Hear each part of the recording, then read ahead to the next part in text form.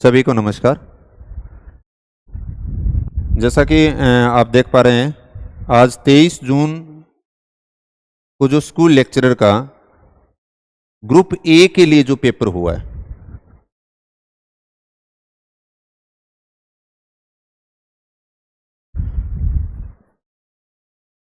ये पेपर जो group B और जो ग्रुप सी का होगा उनके लिए किस प्रकार से हेल्पफुल हो सकता है या सहायक हो सकता है। शानदार पेपर था, 75 प्रश्न थे। मैं यहाँ पर 75 प्रश्नों की बात नहीं करूंगा, सिर्फ ज्योग्राफी के प्रश्नों की बात करूंगा। ज्योग्राफी के 10 प्रश्न आए थे और 10 क्वेश्चन में से हमने जो मिलजुल करके जैसे काम किया था उसके अकॉर्डिंग 9 प्रश्न हूबहू इसी क्रम के अंदर बातें की गई है। और ये इस पेपर से जो आगामी ग्रुप बी और सी के विद्यार्थी हैं उनको ये फायदा होने वाला है। बाकी भी आप प्रश्नों का विश्लेषण करें, मैं तो सिर्फ यहाँ पे ज्योग्राफी के प्रश्नों का विश्लेषण करूंगा। आपके सामने हूबहू ज्योग्राफी के प्रश्न ऐसे नहीं आएंगे, लेकिन इनके अकॉर्डिंग प्रश्न आपको बी और सी ग्रुप के अंदर भी देखने को मिलेंगे। तो उससे इस पेपर से आप अनुमान लगा करके अभी आपके पास में जो समय पड़ा है उस समय के अंदर आप अपने जो तैयारी है उसमें जो रिवीजन कर रहे हो अंतिम टाइम के अंदर, इन चीजों को इस प्रकार से इंक्लूड करते हुए उन चीजों को ध्यान करें अगर आपने कहीं पे मिस कर रखी हैं तो इस पेपर के अंदर। और कल का जो पेपर होगा स्कूल लेक्चरर के ज्योग्राफी के जो विद्यार्थी हैं उनके लिए भी हेल्पफुल साबित होने वाला है, उसमें कोई दो राय नहीं है। यहां पे जो सबसे पहला मैंने पहले भी बात की थी कि भी एक दिन डिकोड सीरीज की जो हम बात कर रहे थे, पीआरओ का जो पेपर था उसके ऊपर मैंने एनालिसिस बात की थी कि भी प्रश्नों की पुनरावृत्ति हो रही है, उसी प्रकार के प्रश्न वापस बार बार पूछे जा रहे हैं। प्रश्नों का स्वरूप थोड़ा सा बदला जा रहा है और बदलते स्वरूप के अकॉर्डिंग किस प्रकार के प्रश्न बनाए जा रहे हैं और उसी मंशा के अकॉर्डिंग आरपीसी ने वापस अपना जो पेपर है वो बनाया है। जैसे हमने बात की थी कि या तो नदियों के सुमेलित वाला प्रश्न पूछा जा रहा है या नदियों की सहायक नदियों से। तो यहां पर हम देखेंगे कि नदी और सहायक नदियों को सुमेलित करवाया है, या फिर कौन सी नदी किस एरिया से है, पूर्व से पश्चिम है, इस प्रकार के प्रश्न पहले पूछे गए हैं। और ये प्रश्न भी पहले इसी प्रकार का अलग अलग स्वरूप में पूछा गया था, यहां पे एक साथ में करके यानी दे दिया। जैसे एक साइड के अंदर दे रखी है नदी और दूसरी साइड में दे रखी है सहायक नदी।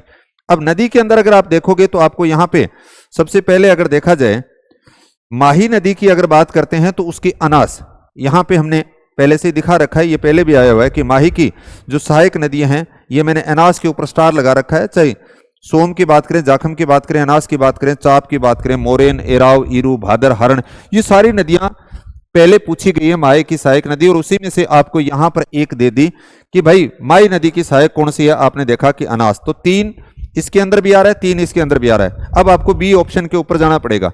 तो यहां पर अगर आप देखोगे बी ऑप्शन के ऊपर काली सिंध, काली सिंध की है निवाज। यहां पे देखिए आप, अगला ये भी प्रश्न पहले पूछा गया, यहां पर अगर आप देखोगे ये काली सिंध रहा। और काली सिंध की जो सहायक नदियों के तौर पे हमने बात की, यहां पे खूब सारे स्टार लगा रखे मैंने, क्योंकि ये बार बार यहां से अब प्रश्न पूछे जा रहे हैं। पिछले 2-3 सालों के पेपरों के अंदर देखोगे सहायक नदियों से संबंधित बार बार प्रश्न आ रहा है। परवन की बात की, निवाज की बात की, तो हमने यहां पर देखा कि भाई निवाज, तो आपने काली सिंध की बात कर ली और काली सिंध के अंदर निवाज यानी बी के अंदर 1। यहां तक अगर आपको 2 ही अगर आ गए तो फिर अब आपको 2 आए न आए तो भी काम चल रहा है। तीसरी आप देखोगे कि पार्वती, पार्वती की अहेली बच गई। फिर उसके बाद में बेड़च की अगर बात करें तो गंभीरी आ जाएगा। तो इस प्रकार से ये जो प्रश्न है ये रहा, यहां पर ये भी हमने लिखी है पार्वती, बेड़च की बात करें ये आपका बेड़च रहा।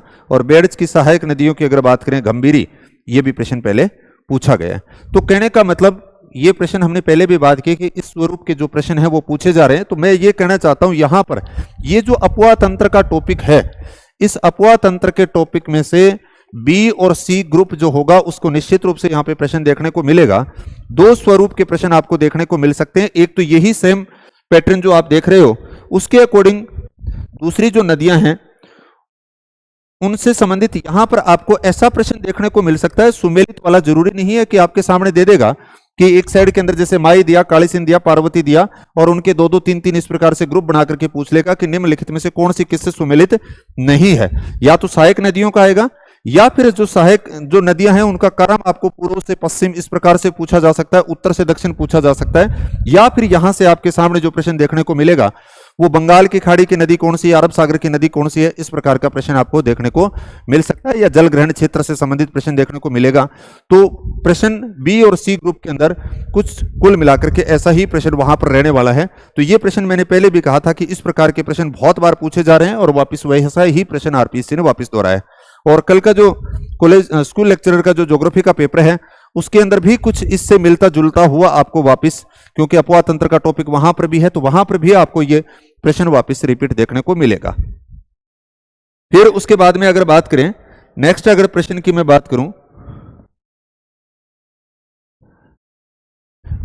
ये डाटा जो है जो 22-23 का पूछा है, ये 2022-23 के मैंने कुछ आंकड़े और लिखे हैं, क्योंकि अगले जो बी और सी ग्रुप के अंदर वापिस आपके सामने 22-23 के ही आंकड़े देखने को मिलेंगे इस पेपर से। यहां पे जैसे रबी की फसल के अंदर गेहूं की बात की है, तो निश्चित रूप से आपको किसी दूसरी फसल के बारे में देखने को मिल सकता है। जैसे इसमें हनुमानगढ़, गंगानगर, चित्तौड़गढ़, बूंदी दिखा रखा है 2022-23 की। अगर आप इस रिपोर्ट को देखते हो, सांख्यिकी विभाग, आर्थिक एवं सांख्यिकी निदेशालय 2022-23 की, इस रिपोर्ट में देखोगे तो यहां पर आपको दिखेगा कि हनुमानगढ़ की बात आ गई, गंगानगर की बात आ गई, फिर उसके बाद में चित्तौड़गढ़ और बूंदी, ये सवाल हो गया। उसके अलावा कुछ डाटा 22-23 के हमने यहां पर लिखे हैं, गेहूं, सरसों के, बाजरा के, मक्के के, मोठ के, तूर के, चना के, और फिर उसके बाद में कपास, गन्ना, जौ, सोयाबीन, इसबगोल। ये 2022-23 के डाटा निश्चित रूप से आपको वहां पर देखने को मिल सकते हैं। अन्यथा इसके सप्लीमेंट्री के तौर पे मैं आपको बता सकता हूं, यहां पर जो दूसरा जो प्रश्न आपको देखने को मिल सकता है, अगर ये डाटा या तो हमें डाटा से संबंधित पूछेगा बी और सी ग्रुप के अंदर, या फिर आप देखना कि कृषि जलवायु जो प्रदेश हैं उनसे संबंधित आपके सामने जरूर प्रश्न देखने को मिल सकता है। और कृषि जलवायु जो प्रदेश की बात करेंगे तो आपके 10 जो कृषि जलवायु प्रदेश आपने बता रखे हैं, वो उनके अंदर या तो फसलों से संबंधित बात की जा सकती है, भी कौन से कृषि जलवायु प्रदेश के अंदर किस फसल से संबंधित है, या फिर उसके जिलों से संबंधित बात की जा सकती है। तो निश्चित रूप से एक प्रश्न आपको वहां पर इस प्रकार का देखने को मिल सकता है। और ये कल मेरे विचार से ज्योग्राफी वाला जो स्कूल लेक्चर का एग्जाम होगा उसके अंदर भी यहां से कोई न कोई प्रश्न वापिस कृषि जलवायु प्रदेश से संबंधित भी बन सकता है। जब आप इस टॉपिक में से बी और सी ग्रुप वाले हैं, वो टोटल खाद्यान्न उत्पादन भी देखे जाएं और खरीफ और रबी की जो फसलें हैं भी कौन सी तिलहन की है, कौन सी दलहन की है, खरीफ के अंदर, रबी के अंदर, ऐसा सवाल भी बनने की संभावना दिख रही है। तो ये आपने देखा कि दूसरा जो सवाल था ये 2022-23 के डाटा से संबंधित था।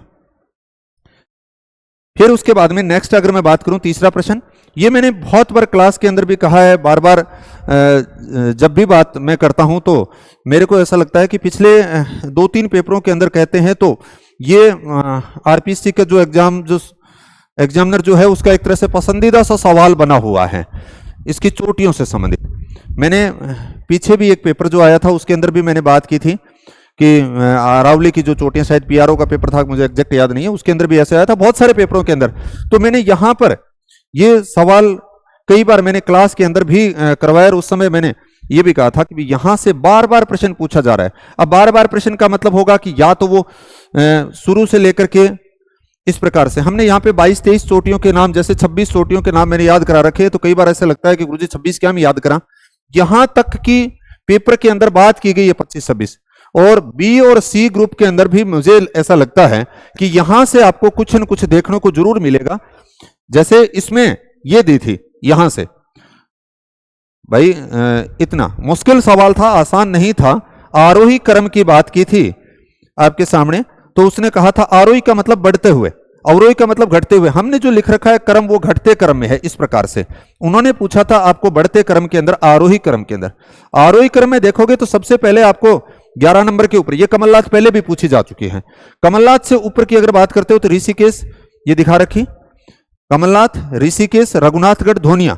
एक दिन पीआरओ के पेपर के अंदर भी ये सवाल आया था, तब मैंने आपको ये बताया था, उसमें ऐसे दे रखा था 1000 मीटर से ऊपर वाली कौन कौन सी पहाड़ियां हैं, ये सारी 1000 मीटर से ऊपर वाली हैं।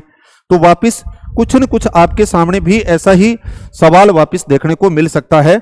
आपको ऐसे दिया जा सकता है, 5 नंबर दे दिया, 7 नंबर दे दिया, 9 नंबर दे दिया, 12 नंबर दे दिया, उनको आपसे आरोही अवरोही क्रम में पूछा जा सकता है। आपके सामने ऐसा हो सकता है 1000 मीटर से अधिक ऊंचाई वाली कौन सी है, ऐसा हो सकता है। या फिर अगर आप देखें कि राजस्थान के अंदर ये अगर मैं बात करूं कि आपके सामने अगर देखा जाए कि ऐसे अगर कह दिए, एक थोड़ा सा और ध्यान कर लेना, बदलते स्वरूप के अंदर ऐसा भी हो सकता है कि राजस्थान में कितनी ऐसी चोटियां हैं जो 1600 मीटर से ऊपर हैं। अब हमें अचानक से ऐसा लगेगा यार 1600 मीटर से ऊपर वाली कितनी हो सकती है, क्योंकि 1722 की एक गुरु शिखरी है, 1597 शेर है, तो इसका मतलब 1600 मीटर से ऊपर की भी एक है। ऐसा प्रश्न भी बनाया जा सकता है। तो यहां से निश्चित रूप से ये पहले बहुत बार प्रश्न पूछा गया, सेम का सेम यही प्रश्न था कि अरावली श्रृंखला को निम्नलिखित चोटियों को उनकी ऊंचाई के अनुसार आरोही क्रम में, कई बार गड़बड़ ये भी हो जाता है कि वो अवरोही क्रम के अकॉर्डिंग भी सेट कर देता है, आरोही क्रम के अकॉर्डिंग भी सेट करता है। तो यहां पर जो हमारे सामने बात की गई है वो आरोही क्रम की है, और आरोही क्रम के अंदर आपने देखा कि सबसे पहले ये आ गया सी, यानी कमलनाथ की पहाड़ी की बात की, फिर उसके बाद में आपने ऋषिकेश की बात की, फिर उसके बाद में रघुनाथगढ़ की बात की, फिर उसके बाद में धोनिया की बात की। तो ये जो था वो एक तरह से सीक्वेंस था जो पहले भी प्रश्न के अंदर इस प्रकार का प्रश्न पूछा गया है, इसीलिए हमने यहां पर ये जो सूत्र है वो लिखा है। यहाँ पे गुरु से दिल है जरा आशा बाबू, ये पूरा यानी 25-26 जो है वो एक सूत्र के तौर पे यानी हमने बात की है। तो कल का जो स्कूल लेक्चरर का ज्योग्राफी का पेपर है उसके अंदर भी इसके इर्द गिर्द या तो आपके दर्रों से संबंधित सवाल बन सकता है यहाँ पे, या दक्षिणी पूर्वी हाड़ौती का जो पठार है उसकी पहाड़ियों से संबंधित कोई न कोई आपके सामने प्रश्न देखने को मिल सकता है, या फिर चोटियों के क्रम के अकॉर्डिंग कई बार आपके सामने कुछ ऐसा प्रश्न भी देखने को मिल सकता है, जैसे दक्षिणी पूर्वी पठार से कुछ ले लिया, दक्षिण से ले लिया, फिर उत्तर से ले लिया, तो उत्तर दक्षिण के अकॉर्डिंग भी कुछ सेट करवाया जा सकता है। ऐसा प्रश्न भी आपके सामने वहां पे हो सकता है। और बी और सी ग्रुप के अंदर निश्चित रूप से यहां से आपके जो भौतिक जो प्रदेश हैं उसमें अगर या तो अरावली से संबंधित इसी प्रकार की बात होगी, या अरावली के दर्रों से संबंधित बात होगी, या फिर दक्षिणी पूर्वी पठारी जो प्रदेश है उसके जो पहाड़ियां या चोटियां हैं उनसे संबंधित प्रश्न बनने की संभावना पूरी रहती है। यानी पसंदीदा एक तरह से अरावली का जो हिस्सा है या अरावली की विशेषता से संबंधित, या मैंने बताया था दूसरे बी और सी के अंदर ऐसा भी आ सकता है, उत्तरी अरावली की, मध्य अरावली की, दक्षिणी अरावली की चोटियां पूछी जा सकती है। उत्तरी अरावली की सर्वोच्च चोटी पूछ सकते हैं, मध्य अरावली की पूछ सकते हैं, दक्षिणी अरावली की पूछ सकते हैं, ऐसा पूछा जा सकता है। निम्नलिखित में से कौन सी उत्तरी अरावली की चोटी नहीं है, कौन सी दक्षिणी अरावली की चोटी नहीं है, या फिर आपको चोटियां दे देंगे और एक साइड के अंदर जिला दे देंगे। इस प्रकार के इर्द गिर्द आपको निश्चित रूप से बी और सी ग्रुप के अंदर प्रश्न देखने को मिल सकता है, जरूर नहीं है मिलेगा, उम्मीद लगाई जा सकती है, क्योंकि इस पेपर के अकॉर्डिंग आप थोड़ा सा बे अनुमान लगा सकते हो, उसके अंदर ऐसा बातें की जा सकती हैं। फिर अगर बात करें ये प्रश्न भी यहां पे निम्नलिखित में से कौन सा कथन सही नहीं है, यहां पर बाकी आपको कुछ आ रहा हो नहीं आ रहा हो, लेकिन सबसे पहले आपको ये स्टेटमेंट देख लेना चाहिए। राजस्थान का मैंने कहा था कि बहुत बार अक्षांशीय और देशांतरीय विस्तार की बात की गई है।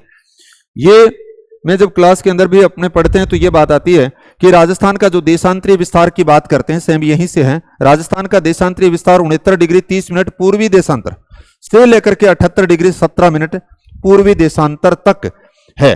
अब इसने क्या किया इस प्रश्न के अंदर, जनरली अब विद्यार्थी थोड़ी सी गलती ये हो जाती है कि राजस्थान आप देखते हो देश के उत्तर पश्चिम भाग के अंदर स्थित है, तो इसने ये कह दिया कि भाई हम ये सोचते हैं कि यहाँ पे ये तो पूर्व हो गया, इस साइड के अंदर पश्चिम की बात कर ली तो पश्चिम देशांतर ठीक ठाक है। यानी कईयों का गलत हुआ है, मेरे पास फोन आए थे तब बात चली कि गुरुजी गलत हो गए तो हो गए, अब कोई उपाय को नहीं भी, ऐसे प्रश्न भी गलत हुए हैं। तो यहां पर जब पश्चिमी देशांतर की बात आ गई, इसका मतलब राजस्थान का रोल ही खत्म है, पश्चिमी देशांतर में नहीं है, राजस्थान पूरा का पूरा पूर्वी देशांतर है। ये डाटा तो ठीक दे दिया, यहां तक ज्यादातर विद्यार्थियों ने इसको पढ़ा ही नहीं कि वो पश्चिमी देशांतर की बात कर रहा है, पूर्वी देशांतर की बात कर रहा है, इतना ही पढ़ते हैं ज्यादातर।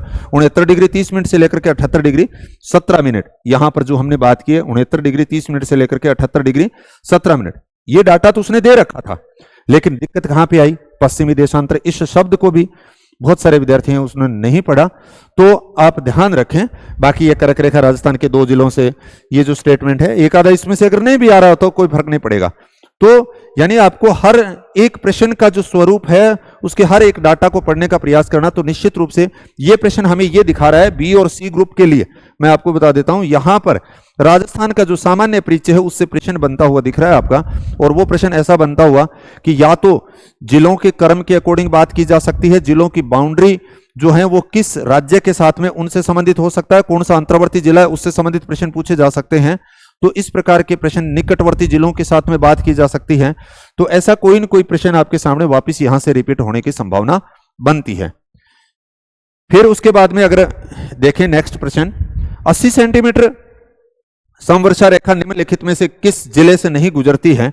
ये मैंने पहले भी बात की थी कि जब पीआरओ वाला जो पेपर था उसमें भी कुछ ऐसा ही प्रश्न आया था कि राजस्थान में शायद उसमें कुछ 60 सेंटीमीटर वाला दे रखा था। तो मैंने एक दिन वो डिकोड जो सीरीज के नाम से हमने चला रखी है उसमें मैंने ये कहा था कि हम जैसे ही टाइम मिलेगा तो उसमें बात करेंगे। मैं पहले भी क्लास के अंदर इस प्रश्न के ऊपर बात कर चुका हूं कि यहां पर आपके सामने 3 प्रश्न बनते हैं।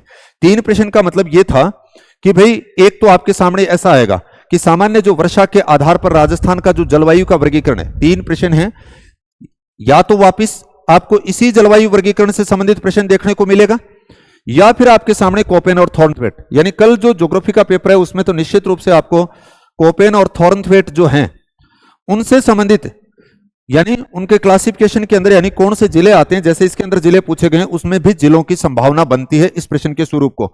मिट्टी वाला जो प्रश्न है उसके अंदर भी ऐसे जिलों की संभावनाएं बनती हैं कि कौन सी मिट्टी किस जिलों से संबंधित पाई जाती है, या कृषि जलवायु प्रदेश के अंदर संभावना बनती है कि किस जिलों के अंदर कौन सा जलवायु प्रदेश विद्यमान है। यानी ये प्रश्न हमें ये शिक्षा दे रहा है। यहां पर जो आप बात कर रहे थे, चाहे वो झालावाड़ की बात की है उसने, चाहे उसने बांसवाड़ा की बात की है, चाहे यहाँ पे डूंगरपुर बांसवाड़ा के आसपास वाला ये जो प्रतापगढ़ की बात करते हो, ये सारे के सारे 80 सेंटीमीटर से ऊपर वाले हैं। अब बूंदी आपकी ऊपर रह गई तो इसका मतलब इसने ऐसा पूछा था कि 80 सेंटीमीटर की समवर्षा रेखा निम्नलिखित में से किस जिले से होकर के नहीं गुजरती है, तो वहां पर आपका प्रतापगढ़ दे रखा है, बांसवाड़ा दे रखा है, झालावाड़ दे रखा है, इसका मतलब बूंदी से होकर के नहीं गुजरती है। ये प्रश्न भी मैंने पहले भी बताया था, यहां पे ये लिखा हुआ है। और ये जिले उस दिन भी उस पेपर के अंदर पीआरओ वाला जो था मैंने करवाया था उसके अंदर भी पूछा गया। उससे पहले भी बहुत बार मैंने ये कहा था दिशा 2020 के आए हुए पुराने पेपरों का आप एनालिसिस करना, उसी से संबंधित अगर आपने वो प्रश्न पढ़े, मैं ये नहीं कह रहा कि जो हमारे नोट्स हैं उसी में से सब कुछ है। मेरे कहने का मतलब है कि ये प्रश्न भी उसके इर्द गिर्द है जो पिछले 2-3 सालों से पेपरों के अंदर पूछे जा रहे हैं। यहां पर भी पहले भी ऐसा प्रश्न पूछा जा चुका है कि शुष्क, अर्ध शुष्क, उपाद्र, आद्र, अति आद्र की जो आप बात करते हो ये किस किस वर्षा रेखा के अंदर है, इनके अंदर कौन से जिले आ रहे हैं, ऐसा सवाल पहले पूछा गया है। अब ऐसा ही सवाल यहां पे पूछ लिया गया है वापिस वही, तो ये सेम सवाल भी हमने यहां पर किया था और उसी के अकॉर्डिंग वापिस ये सवाल इनका बना, तो ये सवाल भी हो गया। और कल का जो पेपर की अगर मैं बात करूं ज्योग्राफी के, उस पेपर के अंदर भी कोपेन और थॉर्नथवेट का भी पढ़ के जाए। बाकी जो विद्यार्थी बी और सी ग्रुप वाले हैं वो उनकी संभावना मुझे इस सामान्य की बजाय कोपेन और थॉर्नथवेट से संबंधित अधिक दिखती हुई नजर आ रही है कि जैसे इस पेपर के अंदर अगर यहां से बनाया तो बी और सी के अंदर निश्चित रूप से आपको कोपेन और थॉर्नथवेट का ऐसा ही सवाल आपको देखने को मिल सकता है। कोपेन के जलवायु वर्गीकरण के अंदर और थॉर्नथवेट के जो जलवायु वर्गीकरण जो डिवाइड कर रखा है अपने 4-4 भागों के अंदर, उस कौन से भाग के अंदर कौन से जिले सम्मिलित हैं, ऐसा प्रश्न आपको वहां पे हो सकता है। ठीक है, सामान्य जलवायु वर्गीकरण से संबंधित तो बातें हो ही सकती हैं, लेकिन उनको जरूर पढ़ के जाएं। अगला ये भी प्रश्न हमने हूबहू किया था, मैंने पहले भी बात की थी कि इस प्रकार से, हालांकि इसमें सिर्फ एक ही स्टेटमेंट की बात की है, कई स्टेटमेंट भी एक साथ में डाले जा सकते हैं। बी और सी ग्रुप के अंदर भी आपको लिंगानुपात की बात करें, साक्षरता की बात करें, यहां से संबंधित काफी अच्छा सवाल देखने को अगले पेपर के अंदर भी मिलेगा। तो यानी जनसंख्या का जो टॉपिक है उसमें से भी इस स्वरूप का आपको ऑल ओवर जनसंख्या के घटते क्रम में पूछा जा सकता है, बढ़ते क्रम में पूछा जा सकता है, लिंगानुपात के ऊपर बात की जा सकती है, साक्षरता की बात की जा सकती है। ऐसे सवाल यहां से पहले भी बनाए गए हैं। यह सवाल पूछा था 2001 से 2011 की जनगणना के दौरान राजस्थान में जनसंख्या घनत्व में कितना परिवर्तन पाया गया, ऐसा था। अभी एक पीछे जो पेपर था उसके अंदर यह था कि राजस्थान के कितने ऐसे जिले हैं जिनका जनसंख्या घनत्व राजस्थान के औसत जनसंख्या घनत्व से ऊपर है। और यह सवाल आपका यह है कि राजस्थान के अंदर जनसंख्या घनत्व की बात करते हैं, हमने यहां पर पहले भी बात की थी कि 2001 से 2011 के बीच में 2001 में 165 था, 2011 के अंदर 200 था, दोनों के अंदर यानी +35 का फर्क पाया गया। यानी 2001 की तुलना में 2011 में 35 अंक जो है वो जनसंख्या के एक तरह से बड़े थे। यानी हमने बहुत शॉर्ट के अंदर चीजों को रखने की कोशिश की थी। यह भी सवाल पीछे एक पेपर के अंदर आया था, वापिस अगर आप देखोगे तो आपको मिल जाएगा कि राजस्थान का जनसंख्या घनत्व की दृष्टि से 18वां स्थान है। तो ये सवाल जो मैं बात कर रहा हूं अंतर इसने यही पूछा था, ये देखो +35। यानी हमने बहुत शॉर्ट के अंदर चीजों को लिखने का प्रयास किया और आप इस दृष्टिकोण से स्वयं अपना जो चीजें आपके पास में, मैं ये नहीं कहूंगा कि अब आप इनको लेकर के पढ़ें, आपने जहां से आपकी पाठ्य सामग्री पढ़ी है उस पाठ्य सामग्री के अंदर थोड़ा सा इस वे के अकॉर्डिंग अगर आपने रिवीजन कर रखा है अच्छी बात है, नहीं तो थोड़ा सा जरूर एक बार इस चीज के ऊपर आप फोकस करके जाएं। आपकी निश्चित रूप से जो आप सवाल कर रहे हो उनसे कुछ अधिक होने की संभावना होगी, क्योंकि इस पेपर के अंदर भी ज्योग्राफी के राजस्थान के 10 सवाल हैं, तो निश्चित रूप से 8 से लेकर के 10-11 सवाल बी और सी के पेपर में पूछे जा सकते हैं। और कल जो ज्योग्राफी का स्कूल लेक्चर का पेपर होने वाला है उसमें तो राजस्थान की ज्योग्राफी का लगभग मैं ये मानता हूं कि 20 सवाल के आसपास आपको देखने को मिल सकते हैं। तो वहां पर भी वापस आपको 2 सवाल निश्चित रूप से जनगणना के टॉपिक से इस प्रकार के प्रश्न देखने को मिलेंगे। आपने पहले से बहुत अच्छे पढ़ रखे हैं, सिर्फ धैर्य के साथ में उनको करने की जरूरत नहीं है। ये नहीं है कि आज की रात के अंदर सारी चीजें पढ़ी जाएगी, ऐसा नहीं होगा। हाँ ठीक है, BC ग्रुप वालों के पास में अभी अपना टाइम पड़ा है। अब उसके बाद में नेक्स्ट अगर बात करें तो ये सिर्फ घनत्व की बात करते हो 2024 के अंदर दिसंबर की बात की गई है। तो यहां पर अगर हम देखें तो ये राजस्थान में जनसंख्या घनत्व 92.66 किलोमीटर की जो हमने बात कर रखी है, ये सवाल आर्थिक समीक्षा से पूछा गया है, उसी के डाटा हैं। तो यहां पर हमने देखा कि 92.66 किलोमीटर 100 वर्ग किलोमीटर के हिसाब से हैं। देखो इसके अंदर हमने जो यहां पर जो डाटा लिख रखे हैं वो मार्च 2023 के उसमें आर्थिक समीक्षा के अंदर दे रखे थे, उसी में से दिया है। तो इसके बाद का जो डाटा है वो है नहीं। तो जहां तक मुझे ऐसा लग रहा है कि भी इसमें और कोई उत्तर नहीं जाकर के 92.66 ही होगा, क्योंकि बाकी आर्थिक समीक्षा में मेरे ध्यान में नहीं आया, या हो सकता है मैंने ध्यान नहीं दिया होगा। तो 92.66 वर्ग किलोमीटर की अगर बात करते हैं तो ये मार्च के अंदर था। इसने दिसंबर 2024 में सड़क घनत्व की बात की है, तो ये हमने यहाँ पर सड़क घनत्व से संबंधित बात कर रखी है कि राजस्थान में 92.66 था, जो हमने बात की है मार्च 2024 तक। तो यही उसके बाद का नहीं था, तो जहां तक मेरा आइडिया है ये ठीक होगा। तो सड़कों वाला जो टॉपिक है ये स्कूल लेक्चरर के अंदर ज्योग्राफी में नहीं है, लेकिन आप देखोगे B और C ग्रुप का जो आपका पेपर आएगा उसके अंदर निश्चित रूप से आपको राष्ट्रीय जो राजमार्ग हैं उनसे संबंधित कोई न कोई प्रश्न आपको देखने को जरूर मिलेगा। कौन सा राष्ट्रीय राजमार्ग कहां से होकर के गुजर रहा है, इस प्रकार का प्रश्न भी हो सकता है देखने को। फिर उसके बाद में ये भेड़ की नस्ल, ये भी B और C पेपर के लिए ही है, क्योंकि सब्जेक्ट के पेपर के अंदर पशुधन का टॉपिक नहीं है। तो यहां पर भी ये प्रश्न भी पॉपुलर है, बार बार पूछा गया है। यहाँ पे भेड़ की नस्लों से संबंधित हमने ये सारी एक ही पेज के अंदर लिख रखी हैं, जो इसने दे रखी हैं कि भेड़ की नस्लों से संबंधित आप देखिए कि इसमें चोकला की बात की, सोनाड़ी की बात कर ली, सोनाड़ी की बात कर ली। तो आप देखोगे ये आपकी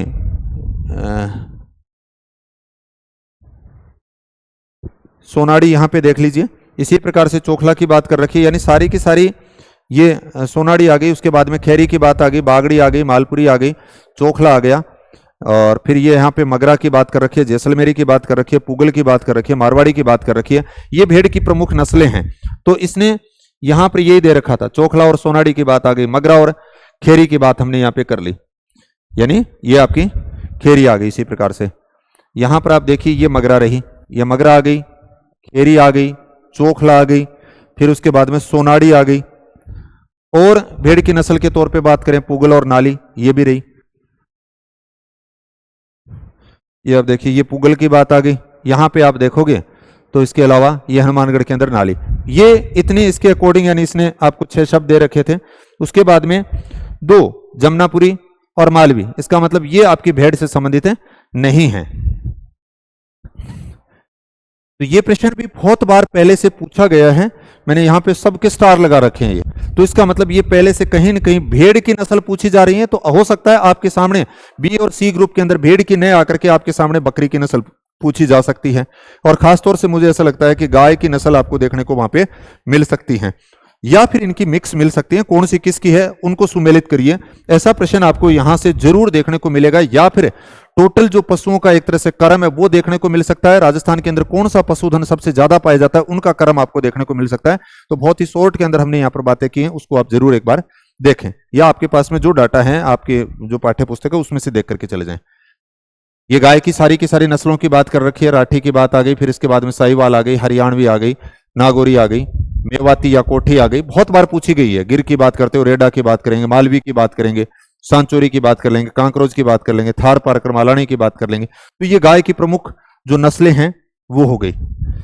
भैंसों की बात करते हो तो यहां पर ये मुर्रा बार बार पूछी जा रही है, जाफराबादी पूछी जा रही है, भदावरी की बात करेंगे, जमुना, नागपुरी और रावी, मेहसाणा या पंडरपुरी, ये सारी की सारी यानी भैंसों की। इसी प्रकार से बकरी की जो नस्ल है उनको भी आप देख करके जाएं। ये भी आरपीसी का बहुत फेवरेट सा प्रश्न हो रखा है, जो मैंने पहले भी बात की थी कि सीमेंट के जो कारखाने हैं, पीआरओ वाला पेपर था उसमें से पूछा गया है, यहां पर पूछा गया है, उससे पहले और कई पेपर हैं उनके अंदर सीमेंट की हर एक इकाई को पूछा जा रहा है।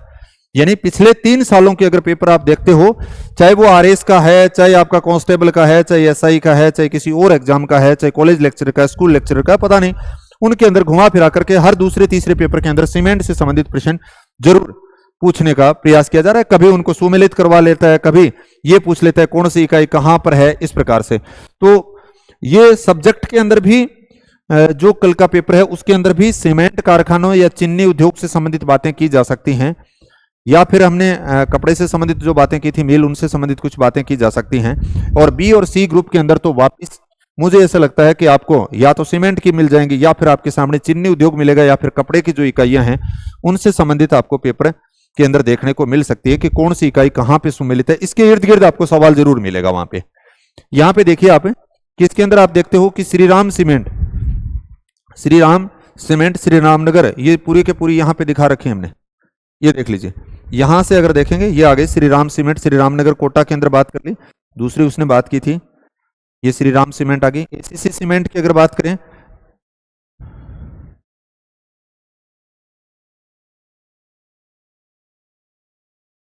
इसमें लगाया नहीं, ऊपर रह गए, मतलब कुछ ये, हाँ यहाँ पे लगा रखा है। एसीसी सीमेंट का कारखाना लाखेरी बूंदी के अंदर लगाया गया। दूसरा आपका यहां से यही शब्द है। तीसरा आदित्य सीमेंट की बात आएगी, और चौथा जेके लक्ष्मी सीमेंट की बात आएगी। यानी 2 नंबर जो आपका ऑप्शन है ये हो जाएगा। जैसे ए के अंदर श्रीराम सीमेंट, श्रीराम नगर कोटा, यहां पे आपने कर दिया। फिर उसके बाद में बी के अंदर एसीसी सीमेंट 3 नंबर, बूंदी यानी लाखेरी बूंदी के अंदर, राजस्थान के अंदर प्रथम कारखाना जो इसका लगाया गया था। तीसरा आप देखेंगे सी के अंदर आदित्य सीमेंट, सी के अंदर 2 देखिए, चित्तौड़गढ़ के अंदर आ गया। जेके लक्ष्मी की बात करते हैं तो फिर आपके सामने 4 आ गया।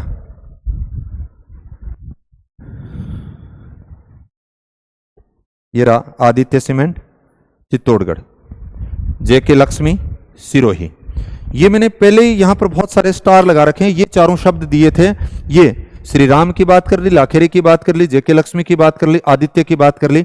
ये 17-18 जो कारखाने हैं, इनमें से निश्चित रूप से मुझे ऐसा लगता है कि वापस आपको बी और सी ग्रुप के अंदर कोई न कोई यहां से जरूर देखने को मिलेगा, या फिर दूसरे उद्योग हैं उनको इस प्रकार से सुमेलित करवाया जा सकता है, जिसमें आप चीनी उद्योग की बात कर सकते हो, या फिर